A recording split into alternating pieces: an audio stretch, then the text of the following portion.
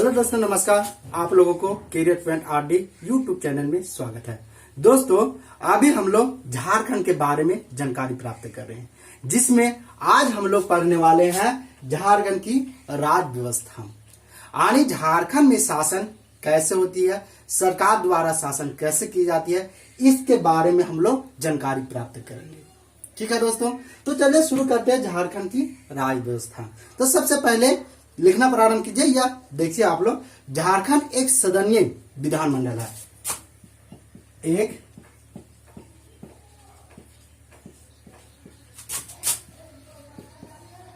विधानमंडल है। क्या बोला जा रहा है? झारखंड एक सदनीय विधानमंडल है, अर्थात झारखंड में सिर्फ विधानसभा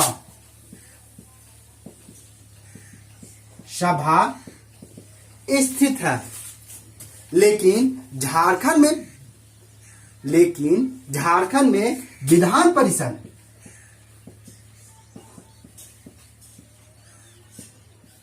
का अस्तित्व नहीं है। ध्यान दीजिएगा, हम यहां बोल रहे हैं झारखंड के बारे में जानकारी प्राप्त कर रहे हैं। तो झारखंड एक सदनीय विधानमंडल है। कैसा है विधानमंडल?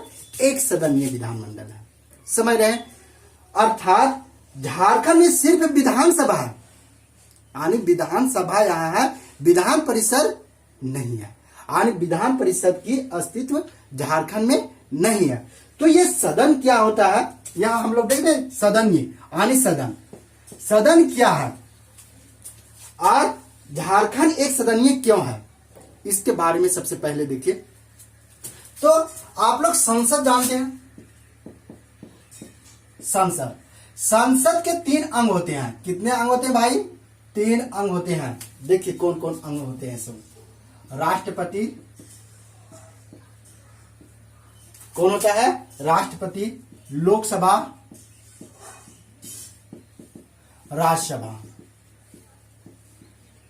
थोड़ा यहां समझिएगा, समझ रहे हैं?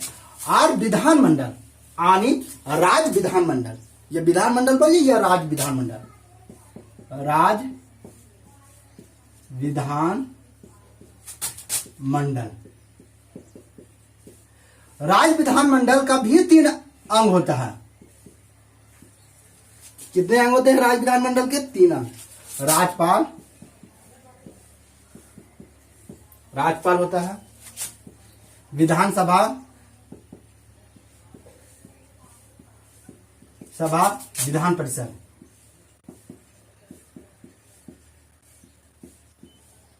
मेरा क्वेश्चन ये था कि झारखंड एक सदनीय विधानमंडल है, यानी झारखंड एक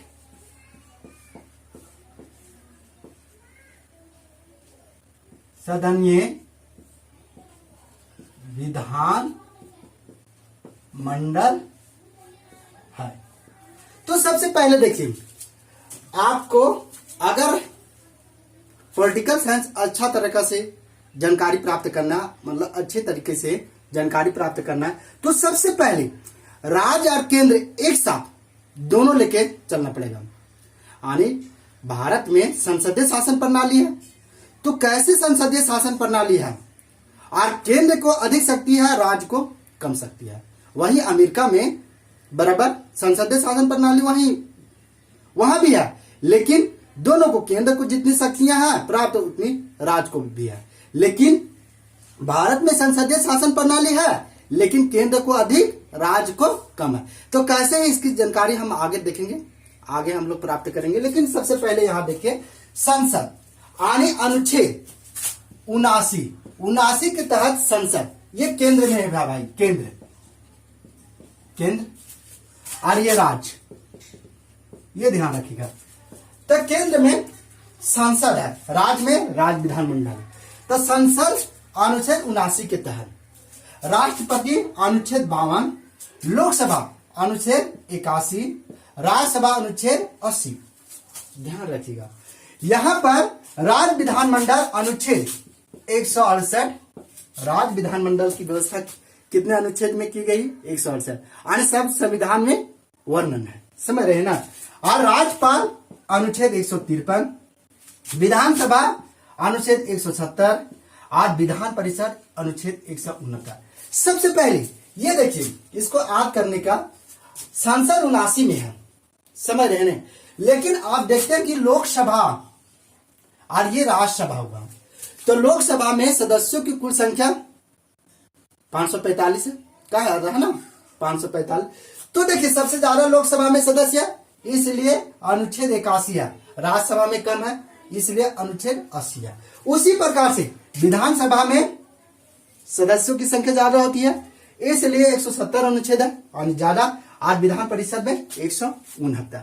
अब यह प्रश्न ये पूछा जा रहा है, अगर आपसे ये प्रश्न में रहे कि संसद के कितने अंग होते हैं, क्या बोला जा रहा है, संसद के कितने अंग होते हैं, तो संसद के 3 अंग होते हैं, राष्ट्रपति, लोकसभा, राज्यसभा, ये प्रश्न पूछे गए हैं। उसी प्रकार से अगर आपसे प्रश्न ये पूछा जाए कि राज्य विधानमंडल के कितने अंग होते हैं, राज्य विधानमंडल के कितने अंग होते हैं, तो उसका भी 3 अंग होते हैं। कौन कौन, राज्यपाल होता है, विधानसभा होता है, विधान परिषद। और अगर आपसे ये प्रश्न पूछा जाए कि संसद के कितने सदन हैं, ध्यान रखिएगा, संसद के कितने सदन हैं या कितने सदन होते हैं, तो 2 सदन होते हैं। संसद के 2 सदन होते हैं, 2 सदन कौन कौन, लोकसभा और राज्यसभा। संसद के सदन बोलेगा तो 2 सदन, लोकसभा, राज्यसभा। और अगर संसद के अंग बोलेगा 3 अंग, राष्ट्रपति, लोकसभा, राज्यसभा। लेकिन हम यहां पूछ रहे हैं संसद के कितने सदन होते हैं, 2 सदन, लोकसभा, राज्यसभा। उसी प्रकार से यहां पर राज्य विधानमंडल के 2 सदन होते हैं। कितने सदन होते हैं, राज्य विधानमंडल के 2 सदन होते हैं। कौन कौन सदन होते हैं, तो देखिए विधानसभा और विधान परिषद।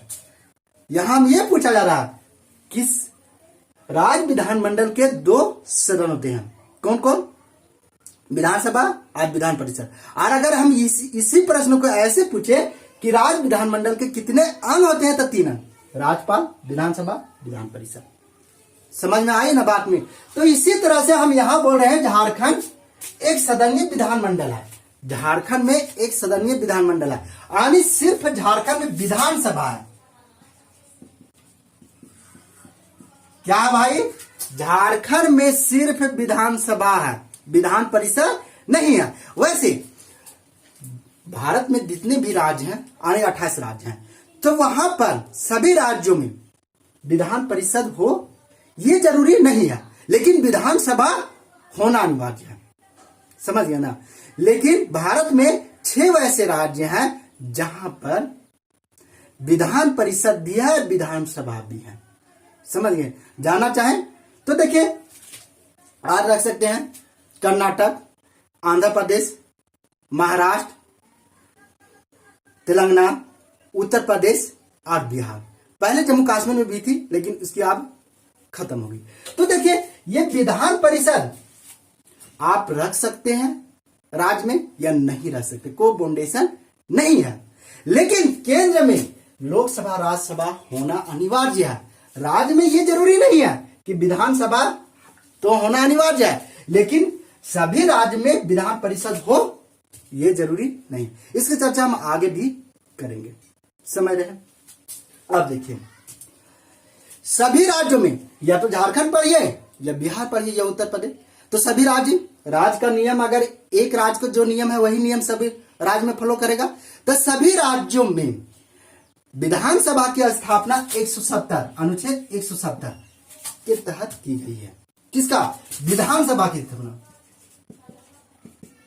सभा, यानी विधानसभा की स्थापना सभी राज्यों में अनुच्छेद 170 के तहत की गई है। जबकि विधान परिषद की स्थापना या उन्मूलन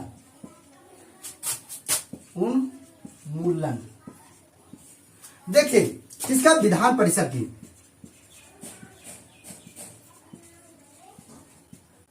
आप विधान परिषद की स्थापना या उन्मूलन अनुच्छेद 169 के तहत किया जाता है। यानी आपको अगर स्थापना करना तो 169 के तहत ही होगा और समाप्त करना भी है तो 169 के अनुसार। यानी अब विधान परिषद को राज्य में मान के चलिए, यहाँ हेमंत सोरेन की सरकार है, अगर इनको चाहो कि नहीं यहाँ विधान परिषद भी होनी अनिवार्य है, होता, तो वह 169 के तहत गठन कर सकते हैं। लेकिन अगर पहले एक समय आपको पता होगा कि तमिलनाडु में विधान परिषद थी, लेकिन अब नहीं है, तो उसको समाप्त भी कर सकते हैं। तो झारखंड सरकार को मन रहेगा कि नहीं विधान परिषद हमको नहीं रखना, तो उसको भी समाप्त 169 के तहत हम कर सकते हैं। समझ रहे हैं ना। और सभी राज्यों में ये लागू है, ऐसा नहीं समझिएगा कि सिर्फ झारखंड के लिए ये लागू है। समझ रहे हैं ना। अब आगे देखिए,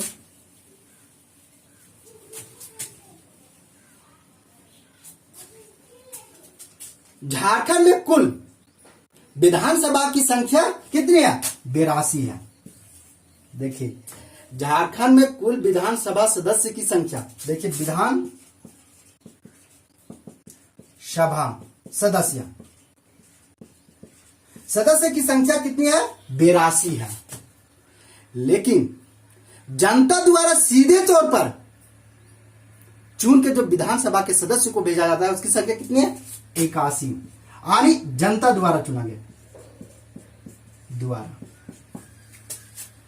जनता द्वारा चुन के कितने सदस्य को भेजा जाता है? 81। और यहां बता रहा है कि विधानसभा की सदस्यों की कुल संख्या 82 है। तो एक कहां से आता है भाई? जनता है सो कितनी सदस्यों को चुन कर भेजती है? 81। तो एक सदस्य कहीं से आता होगा ना। तो एक होता है एंग्लो इंडियन,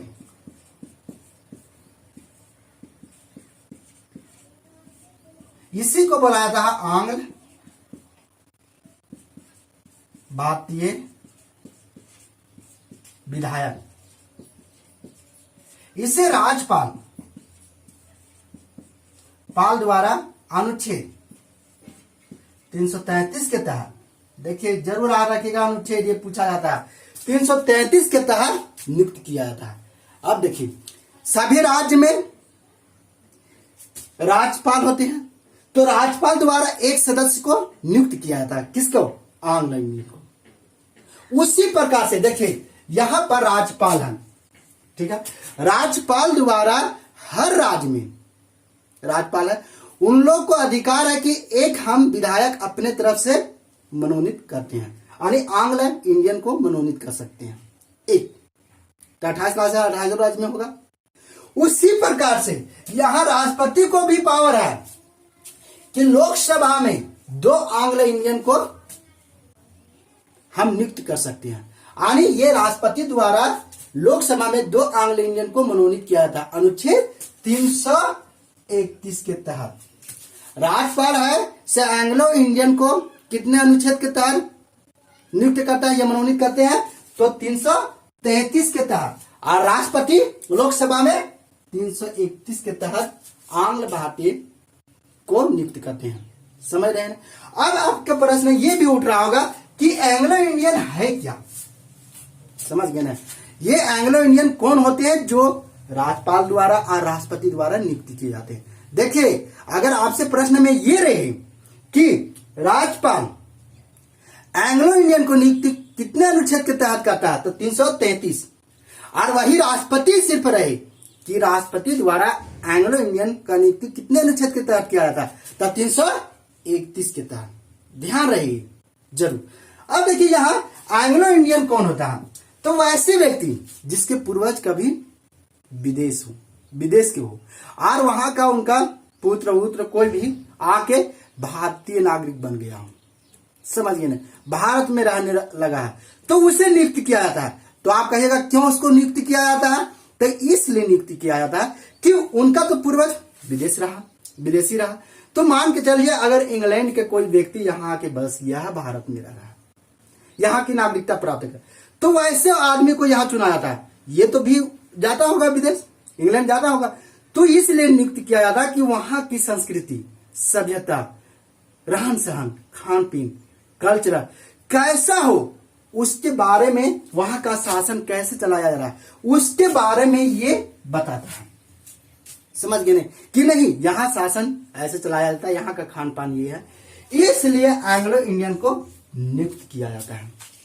समझ रहे हैं ना कि एंग्लो इंडियन को क्यों नियुक्त किया जाता है? तो आप समझ गए, ठीक है ना।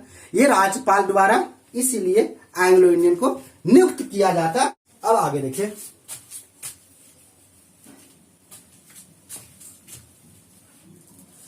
झारखंड विधानसभा में सामान्य वर्ग यानी जनरल 44 सीट होते हैं। कितने? 44। सामान्य वर्ग के लिए कितने सीटें की गई है? 44 सीटें। अनुसूचित जनजाति, अनुसूचित जनजाति, अनुसूचित जाति, एसटी हो गए और एसी हो गए, ठीक है ना। ये 28 और ये 9। आगे अगर आपसे प्रश्न में ये पूछा जाए कि विधानसभा में कुल सदस्यों की संख्या, विधानसभा में कुल सदस्यों की संख्या 82 है, लेकिन आपको ये पूछा जाए कि विधानसभा में सामान्य वर्ग की सीटों की संख्या कितनी है? 44। और आपसे ये पूछा जाए कि झारखंड में अनुसूचित जनजाति यानी एसटी की संख्या कितनी है? 28 और एसी की संख्या 9 है। समझ रहे हैं ना। अब देखिए यहां पर यह भी प्रश्न उठता है कि विधानसभा में जनसंख्या के अनुसार, ठीक है ना, अनुसूचित जाति और अनुसूचित जनजाति को आरक्षित सीट दिए गए, प्रदान किए गए अनुच्छेद 332 के तहत। यानी एसटी अनुसूचित जनजाति, एसी को विधानसभा में जनसंख्या के अनुसार आरक्षण के अनुसार आरक्षण का प्रावधान किया गया है। यानी एसटी एसी को विधानसभा में जनसंख्या के अनुसार आरक्षण प्रदान किए गए हैं, वह अनुच्छेद 332 के तहत। तो आपको यह प्रश्न उठा होगा कि कैसे। तो देखिए झारखंड में पूर्ण कितने हैं? ST AC. तो जनरल की संख्या कितनी है? आपका 44 है विधानसभा में। एसटी की संख्या कितनी है? तो 28 है। और एसी की संख्या आपका 9 है। कितनी है? 9 है। तो देखिए मेरा घर है चतरा जिला, तो चतरा जिला में 2 विधानसभा है। चतरा के तहत 2 विधानसभा है, ठीक है। एक चतरा विधानसभा और एक सिमरिया विधानसभा। तो यहां पर जनसंख्या सबसे ज्यादा एसी की है, एसी अनुसूचित जाति की है। तो यहां दोनों सीटें आरक्षण है, यानी विधानसभा की दोनों सीटें क्या है? आरक्षण है। उसी प्रकार से केंद्र में भी यानी लोकसभा की चुनाव होती है उस समय, ठीक है, में एसटी एसी को जनसंख्या के अनुसार आरक्षण उसमें भी दिया गया है। और वे केंद्र में जो है लोकसभा में एसटी एसी को जनसंख्या के अनुसार आरक्षण अनुच्छेद 330 के तहत दिया गया। कितने? 330 के तहत। ध्यान रखिएगा। अगर आपसे पूछा जाए कि विधानसभा में अनुसूचित जाति और अनुसूचित जनजाति की जनसंख्या के अनुसार सीटों के आरक्षण कितने अनुच्छेद के तहत दिया गया? तो 332। और यही पूछा जाए कि लोकसभा चुनाव में जनसंख्या के अनुसार अनुसूचित जाति और अनुसूचित जनजाति को सीटों की आरक्षण कितने अनुच्छेद के तहत दिया गया? तो 330 के तहत। समझ रहे हैं ना आप। अब आगे देखें। झारखंड विधानसभा की स्थापना 22 नवंबर 2000 ईस्वी में हुआ था। देखिए झारखंड विधानसभा बोल रहे हैं, किसका? विधानसभा की स्थापना 22 नवंबर 2000 ईस्वी में हुआ था। लेकिन झारखंड की स्थापना 15 नवंबर 2000 ईस्वी में हुई थी। देखिए झारखंड विधानसभा की स्थापना 22 नवंबर 2000 में हुई थी, झारखंड विधानसभा। और झारखंड की स्थापना 15 नवंबर 2000 ईस्वी में हुई थी। समझ रहे हैं ना आप। हाँ। अब देखिए झारखंड विधानसभा जो रांची के धुरुआ में लेनिन हॉल में स्थित है।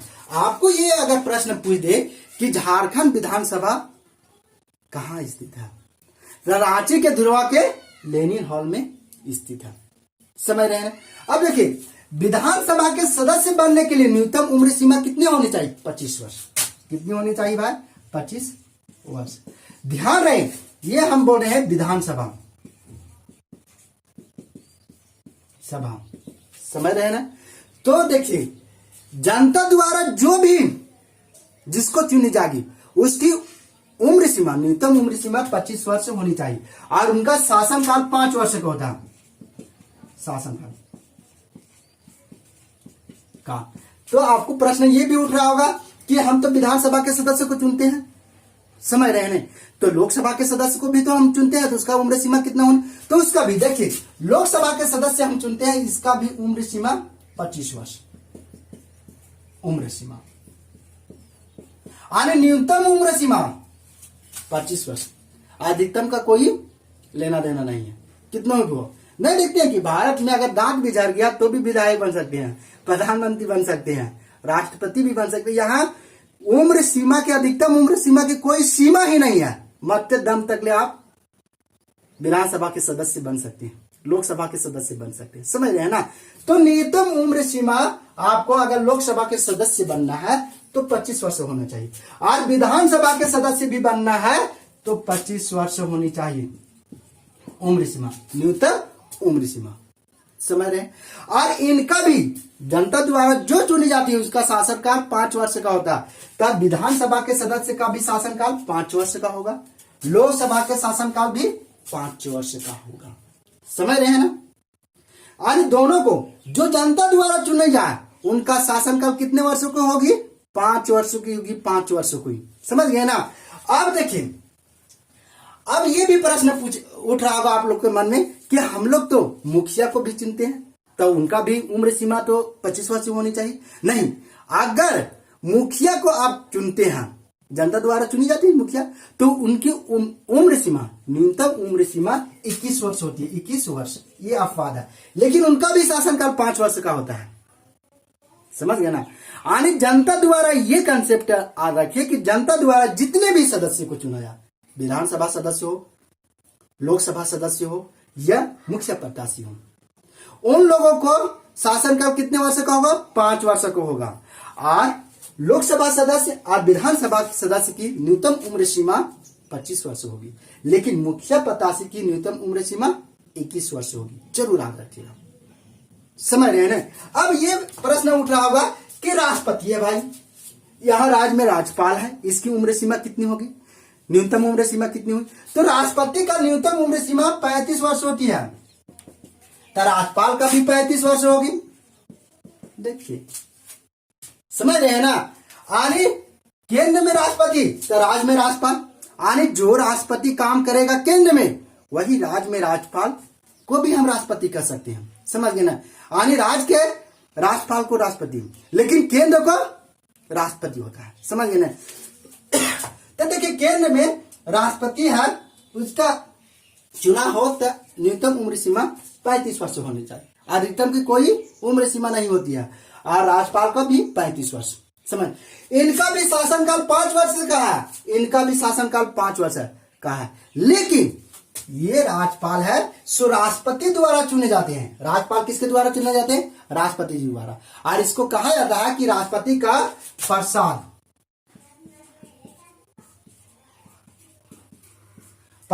पर्यंत पद होता है। ये राज्यपाल का राज्यपाल है से राष्ट्रपति का प्रसाद पर्यंत पद होता है। यानी अगर राष्ट्रपति चाहे तो राज्यपाल को नियुक्त कर रही, तो चाहे तो उसको 5 वर्ष के लिए नियुक्त कर दे। अगर मन हो जाए कि राष्ट्रपति के नहीं, राज्यपाल को हमको हटा देना है, तो उसको 4 वर्ष, 2 वर्ष, 6 महीना होगा, तो हटाने की पावर राष्ट्रपति को है, समझ रहे हैं। और अगर राष्ट्रपति को मन है कि नहीं से इसको 5 वर्ष सीमा से हम 6 वर्ष रखेंगे, 7 वर्ष रखते तो रख सकते हैं। इसीलिए ये निर्भर राज्यपाल का जो नियुक्ति होती है राष्ट्रपति पर निर्भर रहता है। राष्ट्रपति जब चाहे तो उसको रख सकती है, जब चाहे तो हटा सकती है, समझ रहे हैं ना। इसीलिए प्रसाद पर्यंत पद बोला जाता है राज्यपाल को, राष्ट्रपति का प्रसाद पर्यंत पद। अब इनका भी शासनकाल, लेकिन शासनकाल वैसे होता है 5 वर्ष का ही होता है अधिकतम, ठीक है। अब आगे देखिए इसके बारे में। राज्यसभा सदस्यों की उम्र सीमा 30 वर्ष होनी चाहिए, ध्यान रखिएगा। राज्यसभा के सदस्यों की उम्र सीमा कितनी होनी चाहिए, 30 वर्ष। और विधानसभा के सदस्यों की उम्र सीमा भी 30 वर्ष होनी चाहिए। कितनी होनी चाहिए भाई? 30 वर्ष होनी चाहिए। यानी ये चुनाव तब ही राज्यसभा के सदस्य और विधान परिषद के सदस्य तब ही चुनाव लड़ सकते हैं जब उनका उम्र सीमा 30 वर्ष का हो। और इनका शासनकाल 6 वर्ष का होता है। कितने भाई? 6 वर्ष का होता है। 6 वर्ष का इनका भी, 6 वर्ष का इनका। हम आगे चर्चा करेंगे कि राज्यसभा विधान परिषद क्या है कि नहीं है, इसके बारे में हम आगे भी चर्चा करेंगे। समझ गए ना? अब आगे देखिए, तो ये उम्र सीमा थी, आप लोग को समझ में आना चाहिए। अब आगे देखिए, विधानसभा में धन विधेयक राज्यपाल के पूर्व अनुमति से प्रस्तुत किया जाता है। देखिए, धन विधेयक, ये धन विधेयक होता है, कानून होता है एक प्रकार कानून।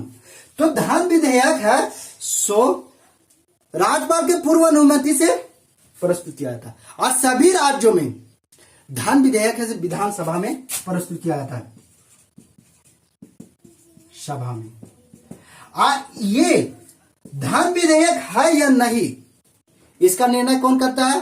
तब विधानसभा अध्यक्ष, सभा अध्यक्ष। और अभी विधानसभा अध्यक्ष झारखंड के कौन है वर्तमान विधानसभा? तो रविंद्र नाथ महतो। रविंद्रनाथ महतो अभी वर्तमान समय में झारखंड के विधान सभा अध्यक्ष है।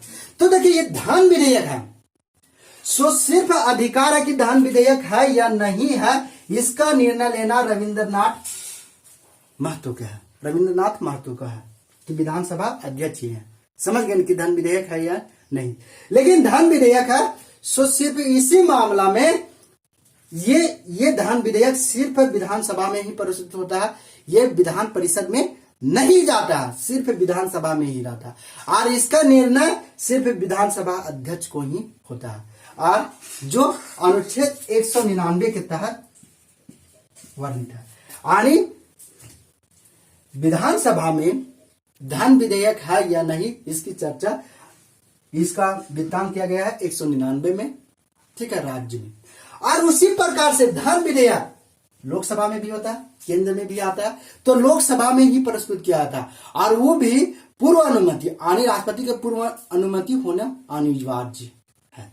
और ये धन विधेयक है लोकसभा में कि नहीं, इसका निर्णय लेना किसका अधिकार है? लोकसभा अध्यक्ष का है। और जो काम यहां होता है सो काम यहां होता है। हम पहले बोल चुके हैं कि भारत में संसदीय शासन प्रणाली है। क्या है? संसदीय शासन प्रणाली। तो जो काम यहां किया जाता है वो काम यही है, सिर्फ नाम का फर्क है, अनुच्छेद का फर्क है, काम वही है। यानी हम कान अगर इधर से पकड़े तो भी पकड़ रहे, इधर से भी पकड़ रहे हैं, लेकिन हाथ का है, एक दायां हाथ से पकड़ रहे हैं, एक बायां हाथ से पकड़ रहे हैं। उसी प्रकार से यहां पर है कि यहाँ केंद्र है, यहाँ राज्य है। जो कार्य राष्ट्रपति करते हैं यहाँ के राज्यपाल करते हैं, यहाँ के प्रधानमंत्री करते हैं केंद्र में, वही यहाँ के मुख्यमंत्री करते हैं। समझ रहे ना? तो जो काम यहां होगी वो काम यहां भी होगी, लेकिन पद का नाम अलग अलग है, अनुच्छेद अलग अलग है। आपको अगर ये नहीं समझ में आए केंद्र के बारे में तो राज्य के बारे में समझ में नहीं आ रहा। इसीलिए हम कोशिश कर रहे हैं कि दोनों को हम एक साथ करके आप लोग को समझाने की कोशिश कर रहे हैं। समझ गए ना? राज्यों में विधानसभा सत्र आगे है। राज्यों में विधानसभा सत्र 2 बार बुलाई जाती है। कितने बार? 2 बार। राज्य में विधानसभा सत्र